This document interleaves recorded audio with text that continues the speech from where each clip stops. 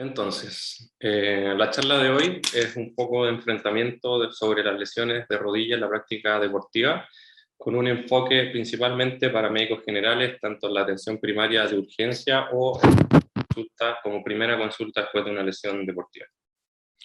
¿Cómo está ordenada esta charla? Al principio un poco de epidemiología para ver la magnitud de este tipo de lesiones, dos palabras de anatomía y biomecánica, enfrentamiento a las lesiones más frecuentes en la práctica clínica, luego vamos a evaluar cómo hacer una derivación oportuna y adecuada, después generalidades sobre el manejo quirúrgico y por último con una conclusión y un mensaje para la casa. Las lesiones deportivas que involucran lesiones de rodilla llegan a ser entre el 12 al 40% del total de las consultas traumatológicas por deporte. Estas lesiones pueden ser ya sea de origen traumática o por sobrecarga, y son mucho más frecuentes en aquellos pacientes que están en competencia versus en aquellos pacientes que están en entrenamiento. También son mucho más frecuentes en mujeres, tienen 1,5 veces más riesgo de presentar lesiones traumáticas de rodilla que los hombres. ¿Qué nos podemos lesionar en la rodilla? Básicamente todas las estructuras principales, ya sea el cartílago, los meniscos, lesiones óseas, que como vamos a ver más adelante es muy importante abordar y descartar, lesiones ligamentarias y lesiones musculotendíneas. Entonces, ¿cuáles son los números de estas lesiones? Lejos lo más frecuente, la lesión por la que más consulta la gente son lesiones que involucran el ligamento colateral medial. Estas son alrededor de un 36, incluso el 40% de las consultas. Principalmente son esguinces leves, pero siempre hay que tener presente que pueden ser lesiones más complejas. En segundo lugar están las lesiones del aparato extensor, llegando al 30% de las consultas, donde tenemos toda la patología por sobrecarga, como por ejemplo las tendinitis del tendón patelar, la lesión de escofa, o sea, la escofitis, y el dolor patelofemoral. En tercer lugar están las lesiones de ligamento cruzado, con un 25% de los casos, después las lesiones meniscales, y hay que tener claro que son mucho más frecuentes las lesiones del colateral lateral o las de la esquina posterolateral. En cuanto a la anatomía y biomecánica, recordar que en el surco intercondilio, por ejemplo, tenemos el ligamento cruzado anterior, el ligamento cruzado posterior. El cruzado anterior se compone de, a grandes rasgos, dos bandas, la banda anteromedial y la posterolateral, donde la anteromedial es la responsable de restringir la traslación anterior de la tibia en un 85%, y también es un restrictor al varo en extensión de rodilla, mientras que la banda posterolateral es responsable más bien de una restricción rotacional, que es la que buscamos en el pivot shift, como vamos a ver más adelante. El cruzado posterior también tiene dos bandas, la anterolateral y la posteromedial, donde la anterolateral es la responsable de la restricción a la traslación posterior de la tibia y la posteromedial es un restrictor más bien rotacional. En cuanto a la cara medial de la rodilla, encontramos el ligamento colateral medial, quien es responsable de un 80% de la restricción al valgo forzado en 30 grados de rodilla, y también un componente de estabilizador rotacional. Tiene dos estructuras, el superficial y el profundo, siendo el superficial por lejos el más importante en esta función, y recordar que tiene una inserción amplia en la tibia, que los primeros 6 centímetros son los más importantes, pero se describen en estudios anatómicos que puede tener una inserción de hasta 12 centímetros hacia distal. También está el ligamento posterior oblicuo, como podemos ver aquí en la imagen, su nombre lo dice, va hacia posterior de forma oblicua, y que es lo que hace es una restricción a la rotación interna de la tibia. En la cara lateral, como mencionábamos anteriormente, está el ligamento colateral lateral, que es un restrictor al varo, y importante tener presente que lo más raro es encontrar una lesión aislada del ligamento colateral. Siempre tenemos que sospechar de que puede estar asociado a otras lesiones, ya sea del popliteo o del popliteo fibular. Ya pasamos a ver lesiones de la esquina posterolateral. Entonces, teniendo en cuenta un poco la anatomía, biomecánica y las estructuras que se pueden lesionar, ¿cómo enfrentamos esto en la práctica clínica? Esto son las recomendaciones de la Guía Australiana de Medicina General de cuáles son los objetivos de la atención inicial. De los objetivos principales que destacan es descartar las fracturas, en segundo lugar, hacer un manejo adecuado del dolor, disminuir la inflamación, preservar los rangos de movilidad y derivar en forma oportuna y adecuada. Para esto, ¿qué herramientas tenemos? La anamnesis, el examen físico y las imágenes. Y ahora vamos a desglosar poco a poco cada una de ellas para ver cómo sacar la mejor y mayor cantidad de información posible de estas. Entonces, en cuanto a la anamnesis, estos son los hallazgos más frecuentes que uno encuentra en la práctica clínica para los distintos tipos de lesiones, pero hay que dejar en claro que no son patognomónicos de cada una de estas lesiones. Por ejemplo, en el caso del ligamento cruzado anterior, vemos que por lo general no es una lesión de contacto, no es una lesión que involucre un trauma directo sobre la rodilla, sino que es una lesión más bien donde el paciente estaba haciendo deporte solo y donde realiza un mecanismo de valgo con rotación sobre el pie fijo en el suelo. El paciente muchas veces relata que escucha un sonido en el cual refleja la rotura del ligamento cruzado, se asocia a un derrame articular inmediato y a una imposibilidad de seguir haciendo deporte. En cambio, las lesiones del ligamento cruzado posterior, como mencionamos, son mucho menos frecuentes. Se pueden asociar a lesiones traumáticas, como las lesiones por dashboard, que en el fondo es cuando uno tiene un accidente en auto, es el tablero el que choca contra la tibia y empuja la tibia hacia el posterior. O el mecanismo deportivo, en el fondo, es cuando se puso una flexión profunda de rodilla con el pie en plantiflexión. El ligamento colateral medial se lesiona realizando un valgo forzado y el paciente consulta por dolor medial de rodilla. Lo contrario es el colateral lateral, donde se produce un valgo forzado y el paciente consulta por dolor lateral. Y las lesiones meniscales, aquí es donde puede ser un poquito más variable la clínica. Los pacientes consultan por dolor en la interlínea, pudiendo ser claramente la interlínea medial o la interlínea lateral. Los pacientes pueden estar asociados a presentar derrame, muchas veces este derrame es de aparición un poco más tardía, no necesariamente es un derrame agudo. Eso. Entonces, ya tenemos un poco de la anamnesis sobre las lesiones más frecuentes. Ahora pasamos al examen físico. Recordar que el examen físico de rodilla se compone de la inspección, la palpación, los rangos de movilidad, pruebas específicas, evaluación de la marcha y estado neurovascular. En primer lugar, a la inspección es muy importante, uno tiene dos rodillas dentro del examen físico, siempre se evalúan ambas rodillas partiendo por la sana o la menos sintomática y hay que hacer una comparación entre ambas, como en este ejemplo podemos ver claramente que hay una asimetría, un aumento de volumen, un derrame articular en la rodilla izquierda. En segundo lugar tenemos que buscar deformidades, como podemos ver en esta imagen acá arriba, donde se ve el dimple sign, que en el fondo es un hundimiento de las partes blandas por la cara medial, que eso es un signo sugerente de una luxación de rodilla. Y en la imagen de abajo podemos ver cómo la rótula se encuentra claramente hacia lateral en vez de estar anterior, hablando de una luxación de rótula. Siempre descartar movilidad patológica, exposiciones óseas. Muy importante los abordajes de cirugías previas. Ya muchas veces los pacientes no lo mencionan en la anamnesis, pero es importante saber si tiene reconstrucciones de cruzados, menisectomía, osteotomía, etc. Evaluar el trofismo muscular y los ejes de la extremidad, que también son indicadores de que pacientes pueden tener potencialmente más un tipo de lesión que otra, que sea el varo o el valgo.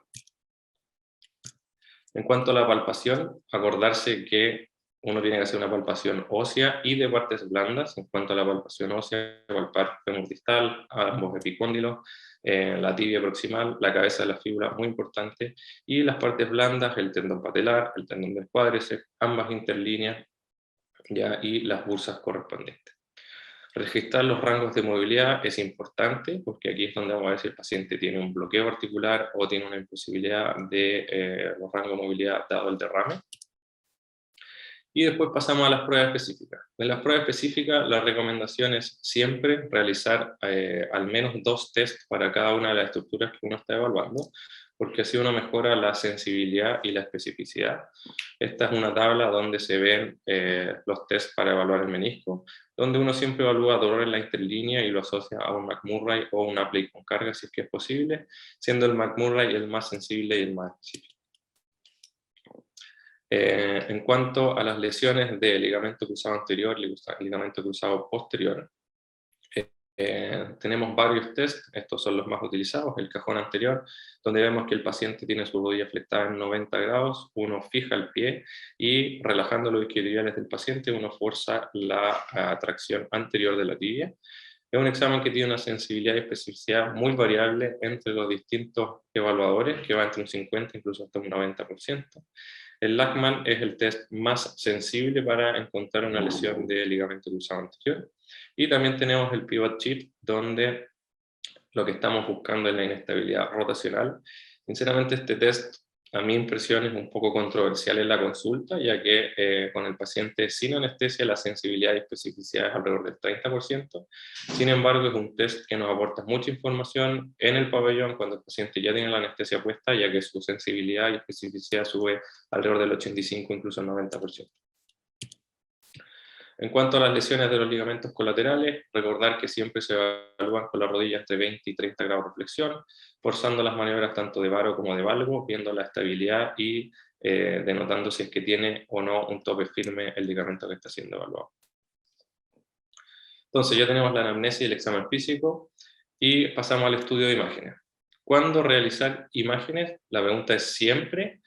La respuesta que encontré y que me hace más sentido es la que tienen los canadienses. Ellos analizaron todas sus atenciones de urgencia por lesiones traumáticas deportivas de rodilla y se dieron cuenta que en el 74% de los casos el médico que lo evaluó le pidió radiografías.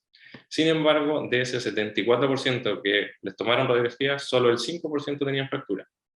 Por lo tanto, analizando las distintas variables, se dieron cuenta que podían crear una lista de criterios, y estos criterios tienen una sensibilidad y especificidad de un 85 a un 100% para descartar fracturas sin radiografía. Entonces, ¿cuáles son las indicaciones canadienses para tomar radiografía en este tipo de pacientes? Son pacientes con dolor de rodilla mayores a 55 años, que tengan dolor en la cabeza de la fíbula, que tengan dolor aislado en la patela, que no puedan flectar más de 90 grados o que no puedan caminar cargando todo el peso del cuerpo por más de 2 pasos. Si es que vamos a utilizar las radiografías de acuerdo a estos criterios, ¿cuáles son las recomendaciones de proyecciones? 3 proyecciones. Acordarse que la rodilla hay que entenderla básicamente como 2 articulaciones en una. Una es el fémur contra la tibia y la otra es la rótula contra el fémur. Por lo tanto, necesitamos verla de forma AP, lateral y una radiografía axial de rótula. ¿Cuál es la sensibilidad y especificidad de esto? La sensibilidad para encontrar fracturas en el fémur es alrededor de un 67%, con una especificidad cercana al 100%. Las lesiones de tibia cercanas al 100%, las lesiones de patela también, y las lesiones de fíbula una sensibilidad del 80% con una especificidad del 100%. Ojo, y muy importante recordar que no estamos buscando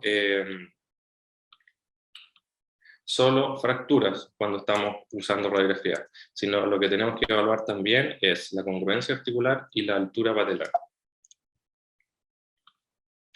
Este es un claro ejemplo para que hablemos todos con la misma nomenclatura. En el fondo, a la izquierda de la pantalla se ve una luxación de rodilla, que en el fondo es cuando no hay una congruencia articular entre el fémur y la tibia, y a la derecha vemos una luxación de rótula, que es cuando no hay una congruencia articular entre la patela y el fémur. Lo otro que estábamos hablando era la altura patelar. Existen varias mediciones de cómo medir la altura patelar, las cuales no son de este seminario, pero lo que tenemos que saber es que si encontramos una patela alta, es un signo sugerente de una rotura de tendón patelar, y si encontramos una paciente, o sea, una patela muy baja y con una oblicuidad proximal, es un signo sugerente de una rotura de tendón del cuádriceps. ¿Cuándo utilizar un escáner? El escáner, ojo, no es un examen de entrada, sino que es un complemento a mis radiografías, que es mi primera línea de evaluación.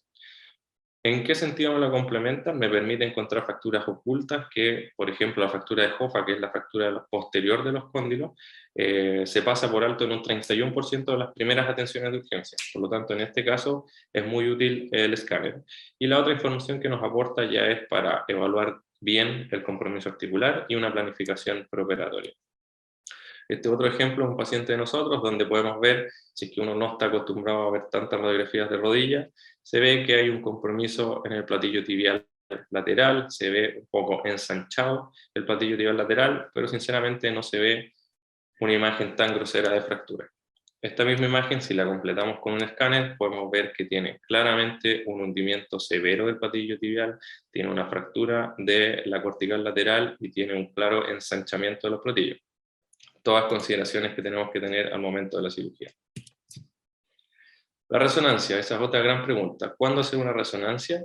También este estudio me gusta bastante, son 190 pacientes que se estudiaron con resonancia en el servicio de urgencia y se dieron cuenta que la resonancia no cambia en nada el manejo inicial en la urgencia. Sí, obviamente disminuye los tiempos en la toma de decisiones para el manejo definitivo, por lo tanto, ¿cuál es la recomendación? Derivar una resonancia cuando corresponda, no siempre. Y por último, la ecografía. El único estudio que encontré que servía para algo la ecografía es que tiene una correlación, una 74% de sensibilidad para lipohemartrosis en contexto de una radiografía con fractura. Sin embargo, en la práctica, en la vida real, la ecografía no sirve para evaluar una rodilla en este contexto de paciente. No me va a aportar información extra y no me va a cambiar la conducta, así que como concepto no sirve la ecografía en estos casos. Entonces ya estudiamos al paciente, nos hicimos una impresión de su diagnóstico. ¿Cuál es el manejo inicial? El manejo es reposo. La carga, hay que favorecer la carga y priorizar la carga. O sea, si el paciente no tiene fractura, el paciente puede cargar cuánto a tolerancia. ¿Ya? Ojo con el uso de bastones, hay que tratar de que sea lo menos posible.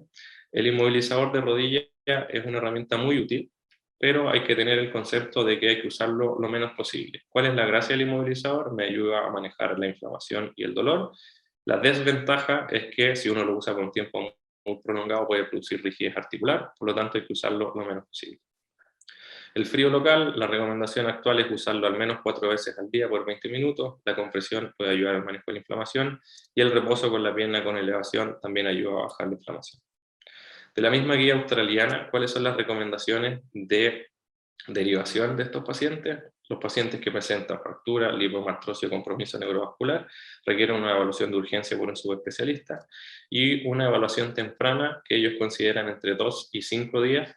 Aquellos pacientes que tengan bloqueo articular, cuerpos libres interarticulares, dolor asociado a un gran derrame, lesiones meniscales, inestabilidad, ya sea patelofemoral o femorotibial, marcha antiálgica que no mejora o roturas del ligamento cruzado. Entonces, mensaje para la casa: la anamnesis es fundamental para dirigir nuestra sospecha diagnóstica. Ya vimos que cada tipo de lesión, por lo general, se puede encasillar de acuerdo a los hallazgos de la anamnesis. El examen físico inicial, muchas veces en este contexto de pacientes, es un poco difícil de realizar por el dolor, por lo tanto no hay que tener miedo en hacer un manejo sintomático inicial, reevaluar a los pacientes al tercer o quinto día, donde la inflamación y el dolor pueden haber bajado de forma considerable y uno puede hacer un mejor examen físico, hacerse una mejor idea de qué lesión tiene el paciente y derivarlo con una evaluación más completa al especialista que corresponde. La radiografía, el escáner y la resonancia, ya vimos cuándo usarla y cuándo no, pero ayudan a confirmar el diagnóstico y a planificar el manejo definitivo. Y muy importante, el 80% de los pacientes que van a atender con lesiones de rodilla no requieren manejo quirúrgico, es decir, pueden ser evaluados por un no subespecialista y manejados por un no subespecialista. Entonces, ¿qué hacemos con ese 21% restante que sí requieren cirugía? En el caso de las lesiones meniscales, vamos a hablar a grandes rasgos, pero antiguamente, 10 años atrás o más, tener una resonancia que decía un informe de rotura meniscal era prácticamente sinónimo de cirugía. La tendencia actual ha ido cambiando, uno está siendo mucho más conservador en el manejo quirúrgico de las lesiones meniscales y uno que tiene que evaluar múltiples factores, como el tamaño, la forma, la ubicación de la lesión. Hay que evaluar el alineamiento, la estabilidad y el estado articular. Con todas esas cosas uno toma la decisión hoy en día de cuál es el manejo. ¿Qué opciones de manejo tenemos para las lesiones meniscales? El manejo va desde el manejo no ortopédico, es decir, kinesiología y analgesia, principalmente en aquellas lesiones degenerativas, pacientes de mayor edad. Existe la menisectomía, la reparación meniscal, los trasplantes o reemplazos sintéticos. ¿Por qué tratamos de evitar la menisectomía? Porque el menisco medial transmite aproximadamente el 50% de la carga del peso corporal y el menisco lateral transmite el 70% de la carga. Entonces se ha visto en estudios que si uno hace una meniscectomía total, el área de contacto disminuye hasta en un 75%, y esto, ¿qué es lo que hace? Aumenta el pic de carga en 235%. Entonces, esta carga aumentada, sostenida en el tiempo, ¿qué es lo que produce? Produce un desgaste articular acelerado. O sea, tenemos mayor riesgo de presentar artrosis después de una meniscectomía. Existen múltiples trabajos que han tratado de ponerle números a esto. Es difícil porque la programación es súper heterogénea, pero se estima que existe un odds ratio de aproximadamente 6.3 para presentar artrosis, o un riesgo relativo de 14, es decir, de 14 veces más riesgo de tener osteoartrosis a 21 años. Ese es un trabajo bien interesante porque se comparó una rodilla contralateral que no tenía una meniscectomía versus rodillas operadas, y se vio que 14 veces más riesgo tenían a 21 años, entonces bastante decidor. Lo otro, que también un número interesante, se ha estimado que el espesor del cartílago disminuye aproximadamente un 4% por año. Y este otro estudio, que tuvo un seguimiento de 30 años, muestra que si uno tiene una meniscectomía del menisco medial, a los 30 años el 80% tienen buenos resultados, versus que si uno hace una meniscectomía externa, solo el 47% tiene buenos resultados. Por lo tanto, si uno le va a hacer a un paciente que está en su edad peak de deporte, 25 30 años, una meniscectomía externa, uno sabe que a los 60 años, la mitad o más no va a estar contento con su tratamiento inicial. ¿Cuál es la tendencia actual? La tendencia actual va encaminada hacia la reparación meniscal, es decir, las suturas de esto, y la meniscectomía va en disminución. Y lo mismo asociado a las lesiones meniscales en contexto de un ligamento cruzado. Por lo tanto, recalcar que la técnica de elección actualmente es la reparación meniscal más que la meniscectomía. Entonces aquí, el mismo gráfico que teníamos antes, podemos ver una imagen de la meniscectomía, que en el fondo es con una cámara por el portal que corresponde más el instrumental quirúrgico, se saca el pedazo de menisco que está roto. Esta es una imagen de la sutura meniscal, donde se le ponen puntos al menisco, esperando una cicatrización. Claramente hay que tener ciertos criterios que no son tema de este seminario. Y también existen los trasplantes meniscales. Este es un video de nosotros en la clínica realizando un trasplante meniscal. Aquí podemos ver el halo injerto que llega, donde uno marca la porción posterior, la porción anterior, se preparan las raíces. Y ese injerto, cuando ya está preparado, uno lo introduce a la rodilla por un portal un poco ampliado, y mediante múltiples suturas, uno, ¿qué es lo que hace? Uno fija la raíz posterior. Como podemos ver, aquí está la P que habíamos marcado afuera, ahí uno está fijando la raíz posterior. Después, con múltiples suturas, uno va suturando toda la periferia del menisco, tratando de adosarlo a la cápsula. Aquí lo estamos suturando con una técnica de reparación meniscal dentro-fuera, con un protector meniscus. Y aquí estamos suturando con técnicas dentro-fuera, o sea, fuera-dentro, perdón, para llegar a la porción más anterior. Ahí vemos cómo ya se empieza a desplegar el menisco dentro de la articulación. Fijamos la raíz anterior, y esta es la foto comparativa en el fondo. Esta es la artroscopía inicial, un paciente que había sido sometido a una meniscectomía completa años anteriores, y aquí vemos el resultado final, donde pusimos el menisco y queda completamente en su lugar y permite a los pacientes ganar calidad de vida y preservar la duración de esa articulación. En cuanto a las lesiones de cartílago, generalidades nuevamente, no todas las lesiones de cartílago se operan. ¿Cuáles son las que estamos operando actualmente? Las lesiones sintomáticas mayores a 1 centímetro de diámetro, y que sean contenidas o no. ¿Por qué? Porque las lesiones que son menores a 1 centímetro, que sean contenidas, es decir, que tengan una periferia de cartílago sano en su totalidad del contorno, si es que son menores a 1 centímetro, como podemos ver en este ejemplo, la superficie de cartílago sano es suficiente para evitar que la carga se transmita al hueso subcondral. Si esa lesión no es contenida, tiene los bordes muy oblicuos o es mayor a 1 centímetro, como se ve en este gráfico en el fondo, o en este esquema, es que la carga ya no es capaz de ser soportada por el cartílago sano y ya empieza a sobrecargar el hueso subcondral. Entonces, a grandes rasgos, ¿qué técnicas tenemos tenemos las técnicas de estimulación de médula ósea, que son las más frecuentes para lesiones pequeñas, hasta 2 centímetros. ¿En qué consiste? Son las microfracturas, el microdrilling, el nanodrilling. Independiente de la técnica que uno decida, el concepto es el mismo, se perfora el hueso subcondral, permitiendo el sangrado, y con eso se busca que se cicatrice o se forme una cicatriz de fibrocartílago. Otra técnica que utilizamos bastante para lesiones mayores o lesiones en las que hay un compromiso del hueso subcondral son los OATS, o trasplante osteocondral autólogo, donde se saca de la zona dadora. Lo más frecuente es sacar de la tróclea lateral, y se sacan tarugos de entre 10 a 12 milímetros que tienen cartílago sano, hueso subcondral y hueso esponjoso, y estos tarugos se ponen de forma de mosaico en la lesión. La gracia de esta técnica es que, uno, estoy reemplazando cartílago por cartílago, y dos, tienen menor riesgo de subsidencia o colapso después de 5 años comparados con la microfractura.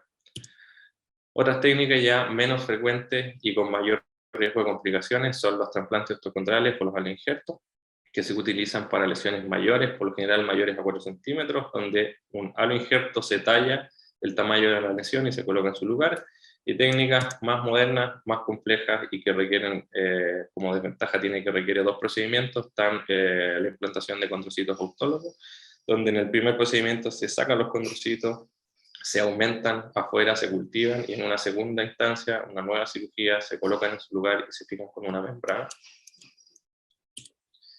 Por último, pasando a las lesiones del ligamento cruzado anterior, que son bastante frecuentes en nuestra práctica clínica. ¿Por qué tienen indicación quirúrgica? Uno, para corregir la inestabilidad articular y con esto favorecer el retorno deportivo, obviamente. Y más que el retorno deportivo, la indicación clásica o clara es que retomen las actividades de la vida diaria sin inestabilidad. Y en segundo lugar, para evitar la aparición de lesiones asociadas. Se ha visto que existe un paciente que tiene una rodilla muy inestable, el riesgo de lesión de cartílago, que incluso se ha evaluado hasta en 1% por mes, o sea, el 10% de los pacientes al año van a tener algún tipo de lesión de cartílago si es que no se operan. Y lo mismo con las lesiones meniscales. Se ha visto que el riesgo después de los 5 meses aumenta por 2, y el riesgo después de un año aumenta por 6. Importante para el ligamento cruzado recordar que no es una estructura aislada, sino que requiere una evaluación general y completa del paciente. Requiere un estudio óseo para ver factores de riesgo, hay que ver el eje varo-valgo, hay que ver el slope, hay que ver el notch, hay que ver los offsets de los cóndilos femoral lateral. Todos estos son factores de riesgo que uno tiene que tener en cuenta. Hay que evaluar la estabilidad. Es decir, si uno va a operar un cruzado aislado, hay que asegurarse que sea aislado, que no tenga lesiones del cruzado posterior o de la esquina, ya sea posterior-medial o posterior-lateral. Asegurarse de las lesiones meniscales para entrar preparado a la cirugía, para hacer reparaciones de raíz, reparaciones de lesiones de rampa, etc. Y lo mismo con las lesiones de cartílago, como planificación preoperatoria y entrar preparado para también resolverla en el mismo acto quirúrgico.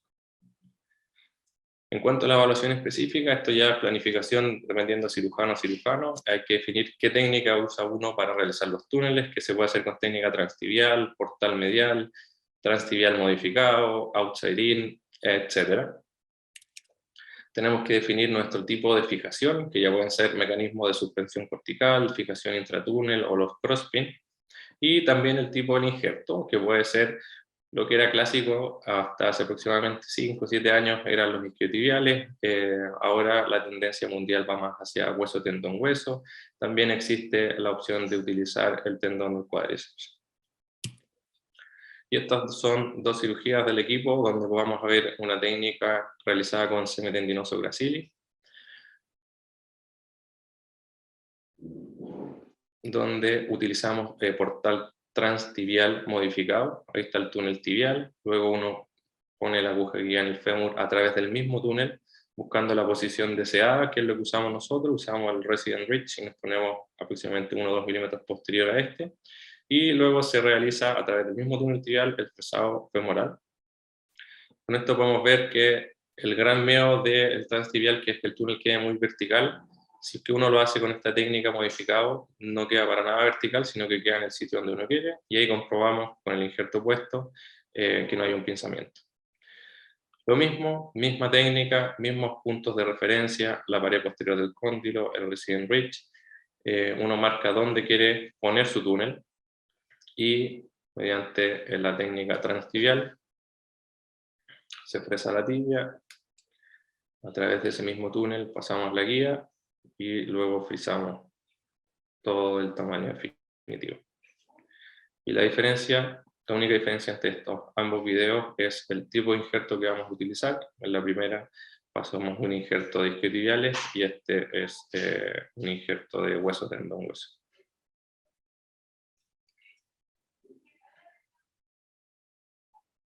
Ahí entra la caluga y después de pasar bien la caluga hasta la marca, se fija con tornillos interferenciales aproximal y a distal. Y lo mismo chequeando que no haya un pinzamiento anterior en extensión completa. Y por último, para finalizar, el mensaje para la casa es que nuestras principales herramientas son la anamnesis, el examen físico y las imágenes. Estas tenemos que utilizarlas ¿con qué objetivos? Con los objetivos de descartar fracturas, manejar el dolor, disminuir la inflamación y preservar el rango de movilidad. Para esto, ¿qué herramientas también tenemos? Es el reposo, el frío local, la inmovilización, la compresión y la elevación. Y lo principal que queremos realizar es una derivación oportuna y eficaz. Muchas gracias.